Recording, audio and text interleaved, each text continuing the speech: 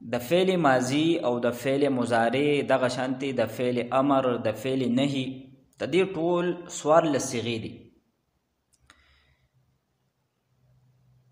نو په دې کې مونږه د صيغې لفظ استعمالو.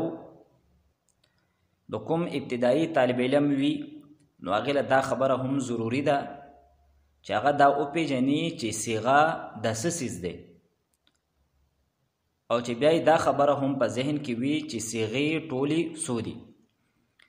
نو دلته صاحب کتاب په د سلاید نمبر 50 کې د صيغې تعریف کړی دی او هغه په دې الفاظو سره کړی دی: کسی بھی کلمہ کے حروف کو حرکات و سکانات کے اعتبار سے جو خاص شکل ملے، یعنی واحد، تثنیہ، جمع یا مذکر مؤنث ہونا یا غائب و حاضر ہونا صیغہ کہلاتا ہے.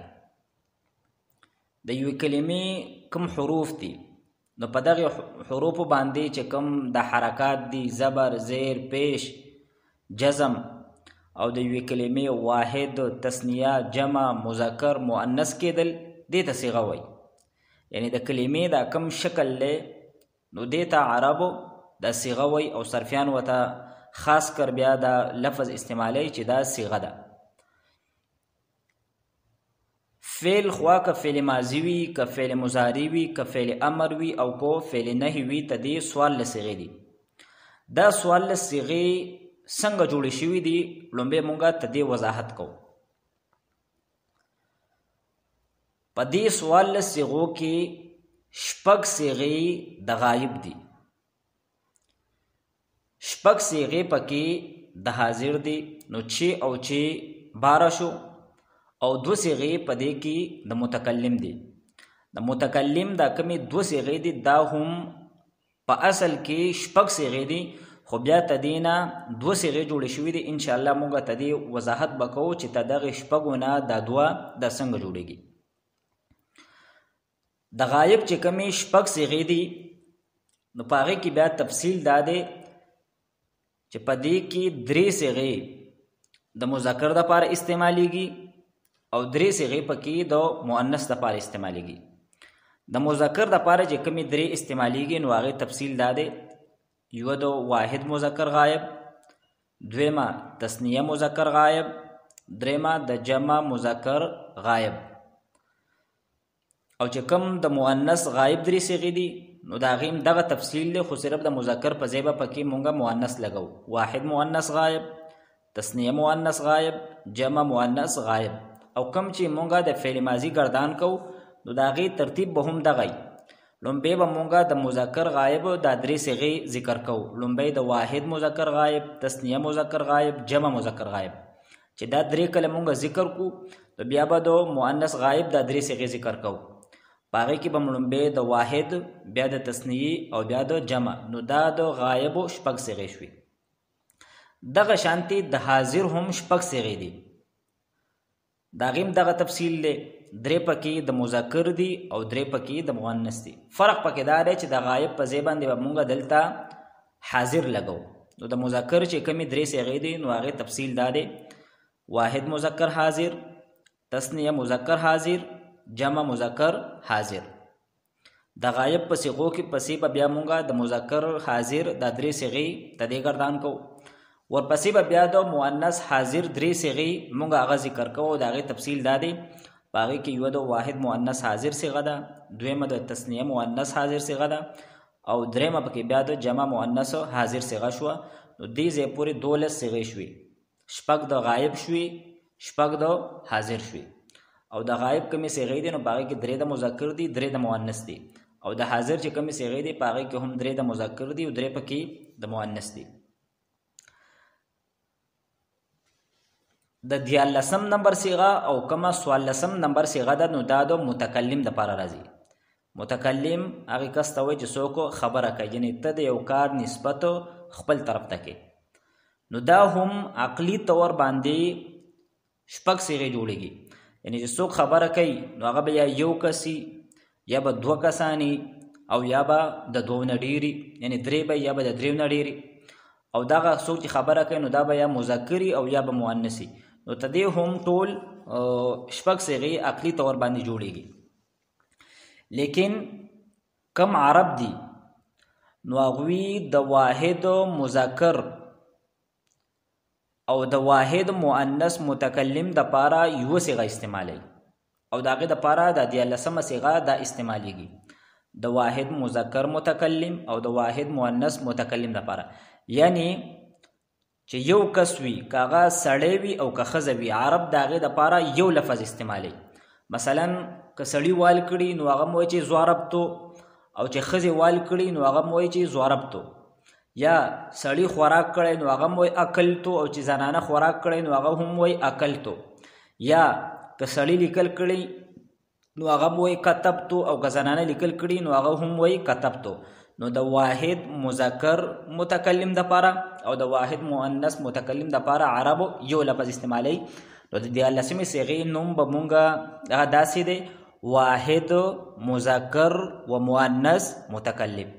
نه په دې کې چې مونږه کم لفظ په ګردان کې ذکر کوو نو هغه به دوړ د پاره استعماليږي. باقی پاتې شول سلور نور صيغې یعنی تثنیه مذکر متکلم یعنی چې دوه سړي هغه خبرې کوي بل چې دوه زنانه خبرې کوي دوه صورتونه شو. دریم نمبر چې درې سړي یا د دریو نه زیات سړي خبرې کوي دا دریم صورت شو. او څلورم صورت چې درې زنانه یا د دریو نه زیات زنانه هغه خبرې کوي.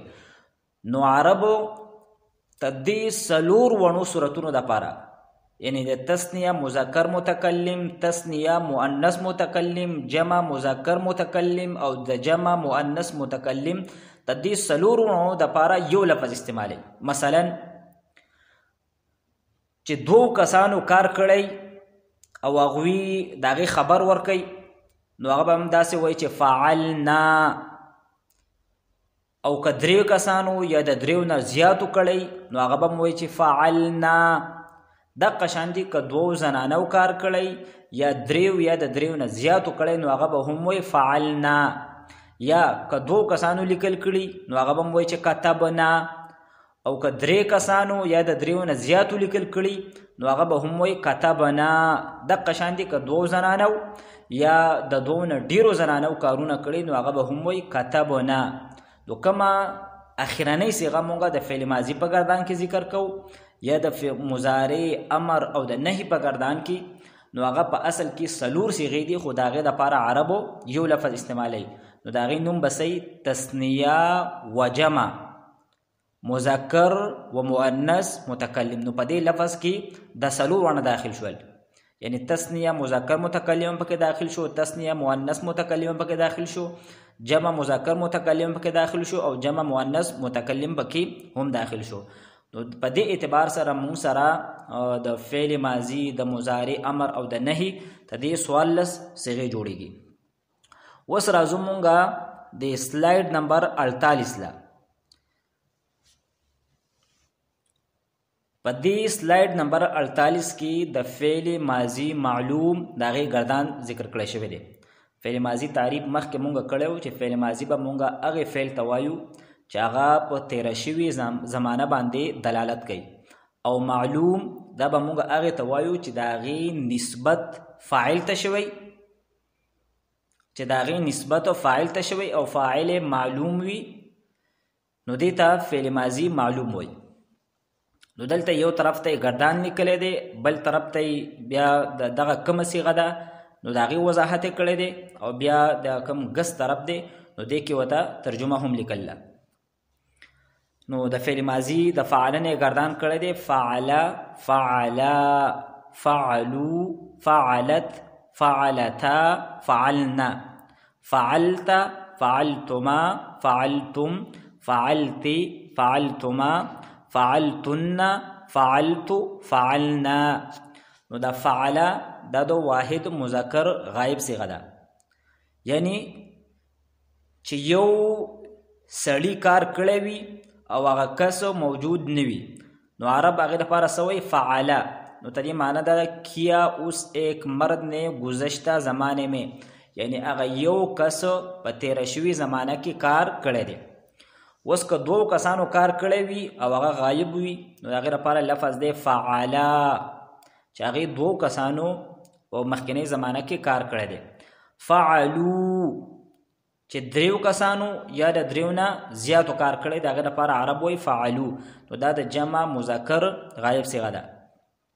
نو ته دې معنی ده هغې ټولو خلکو په مخکینۍ زمانه کې په تېره شوي زمانه کې کار کړی دی. نو دا درې د مذکر غایب صیغې دي.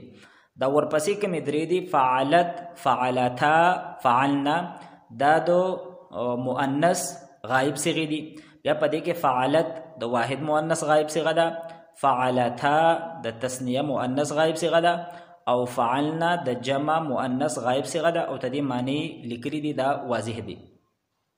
نو دا شپږ صیغې د غایب دي.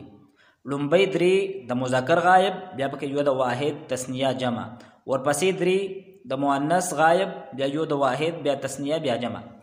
ورپسې کومې شپږ صیغې دي نو دا د حاضر دي. په دې حاضر کې بیا درې د مذکر حاضر دي او درې د مؤنث دي. چې کوم د مذکر حاضر دي نو په هغه کې یو د واحد ده، د بله د تثنیه ده، بیا د جمع ده. نو د واحد مذکر حاضر صیغه ده فعلتا، یعنی تا کار کړی دی. فعلتما تاسو دواړو کار کړی دی. فعلتم تاسو ټولو کار کړی دی. نو دا درې د مذکر حاضر صیغې دي. ورپسې درې دا د مؤنث حاضر صیغې دي. فعلتی چې یوې زنانه کار کړی او ته ورته چې دا کار تا کړی دی. فعلتی تا دا کار کړی دی. فعلتما تاسو دواړو دا کار کړی دی.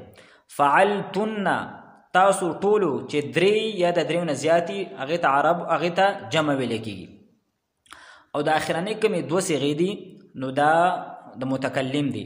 بیا په دې کې کومه لومبۍ ده نو دا د واحد متکلم ده. د واحد متکلم او مشترک ده، یعنی د مذکر دپاره هم استعمالیږي او د مؤنث دپاره هم استعمالیږي. فعلتو یعنی که ما یو سړي یا که زنانه نو هغه به م وایي چې ما دا کار کړی دی. او فعلنا تثنیه و جمع متکلم مشترک. تثنیه و جمع متکلم مشترک معنی یعنی د مذکر او مؤنث دواړو دپاره راځي چې دوه کسانی یا د دوه نه ډېرې، که زنانۍ او که نارینۍ. خو چې متکلمي نو هغې دپاره د اخرنۍ صیغه استعمالیږي. نو فعلنا چې مونږ دوو سړو یا دوو زنانو یا مونږ ټولو سړو یا ټولو زنانو دا کار کړی دی په مخکینۍ زمانه کې. نو دا د فعل ماضي ګردان دی. د کتاب کې چې دا کم ترکیبونه کړي دي د دې د ذکر کولو نه مخکې د اهمه خبره به مونږ یاد ساتو چې د فعل ماضي د ترکیب دارومدار دا په دې باندې دی چې مونږ دا وپېژنو چې به فعل ماضي په دې ګردان کې ضمایر دا کوم دي او د ضمایرو په دې کې څو قسمونه دي. نو د فعل ماضي د دې څوارلس صیغې دي. د فعل ماضي د دې څوارلس صیغې دي.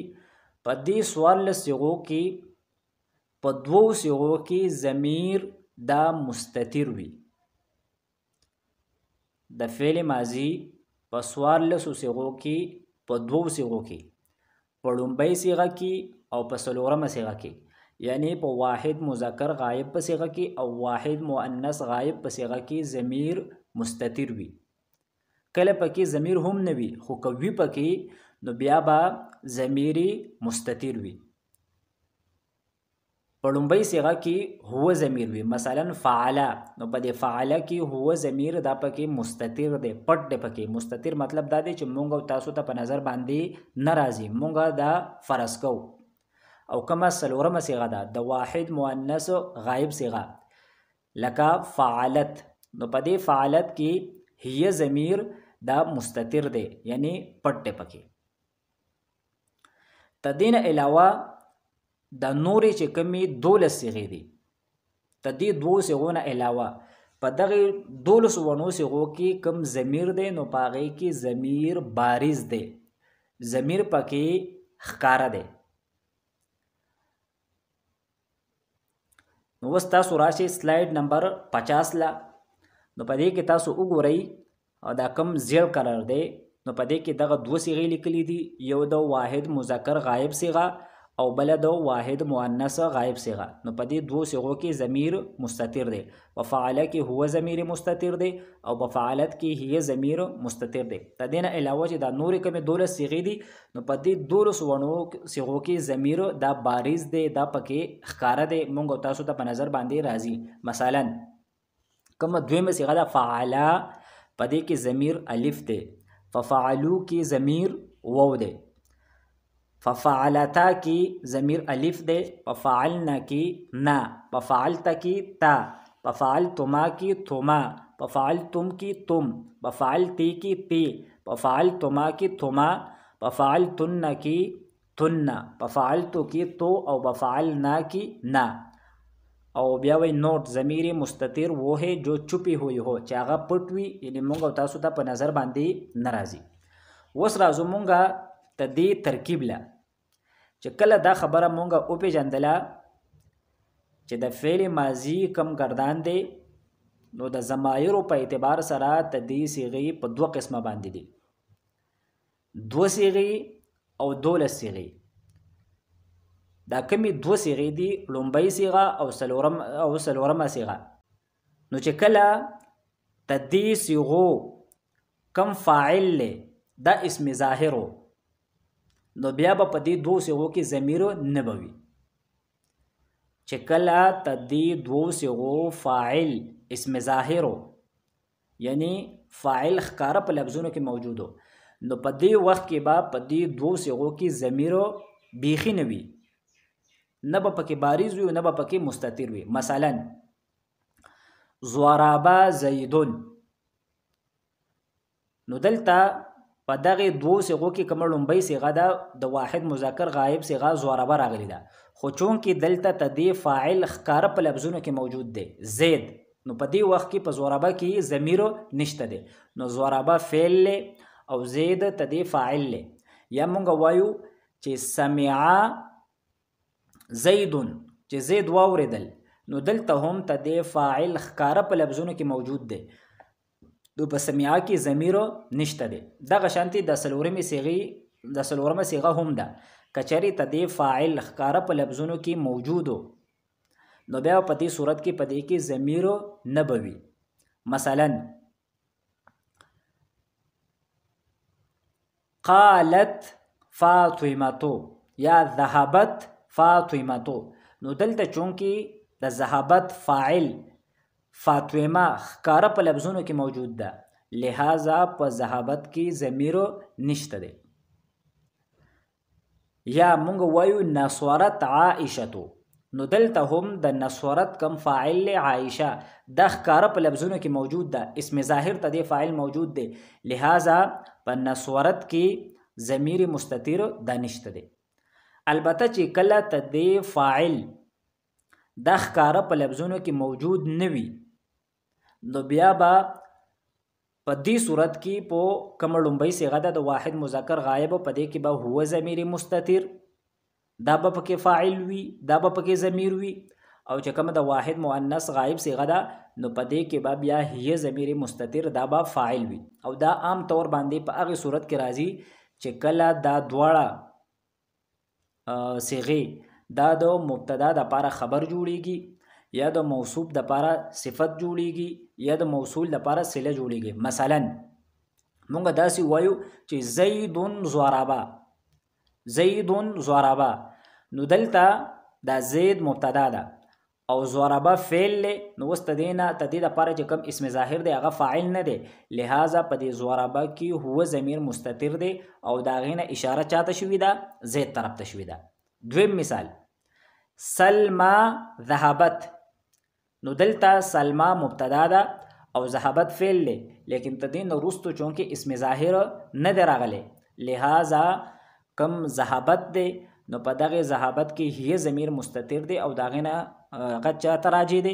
هغه سلما طرف ته راجع دی. نو تدې دوه صیغو خبره مونږ حل کړه او هغه دا ده که چېرې تدې دوه صیغو د واحد مذکر غایب او د واحد مؤنث غایب که چېرې تدې فاعل اسم ظاهر موجود نو بیا په دې دوه صیغو کې ضمیر نه وي، او که چېرې تدې د کم فاعل له هغه اسم ظاهر نو موجود بلکې دا د مبتدا د لپاره خبر واقع کېدو، د موصول د لپاره صله واقع کېدله، د موصوف د لپاره صفت واقع کېدو. نو بیا په دې صورت کې په دې دوه صيغو کې ضمیر مستتر وي. په واحد مذکر غایب په صيغه کې به هو وي او د واحد مؤنث غایب په صيغه کې به هي وي. دا نور کوم دولس صيغې دي نو داغه په باره کې فرمایي درجه ذیل 12 صيغوں میں ضمیر بارز فاعل ہوتی ہے. مونږ ویلو چې دا نور کومې 12 صيغې دي نو په دې کې ضمیر بارز وي، یعنی ضمیر پکې ښکارا وي، مونږ ته په نظر باندې راځي. نو دغه ضمیر کچري دا فعل معلوم وي نو دغه ضمیر ولا فاعل له، او کچري فعل مجهول وي نو دغه ضمیر ولا نائب فاعل له. نو بفعلا کې الف دی، بفعلو کې واو دی، ضمیرم دی او فاعلم دی. بفعلتا کې الف، بفعلنا کې نا، بفعلتا کې تا، بفعلتما کې تما، بفعلتم کې تم، فعلت کې تی، فعلتما کې تما، فعلتن کې تن، ففعلتو کې تو، اور بفعلنا کې نا. بیا وی فعل معلوم میں مذکور علامات فاعل اور فعل مجهول میں نائب فاعل بنتی ہے اور ضمائر کہلاتی ہے. اگر خبر د مونږ ذکر کو کچری فعل معلوم وي نو دغه ضمائر دا ول بیا فاعل جوړیږي، او کچری فعل مجهول وي نو دغه ضمائر دا ول بیا نائب فاعل وي.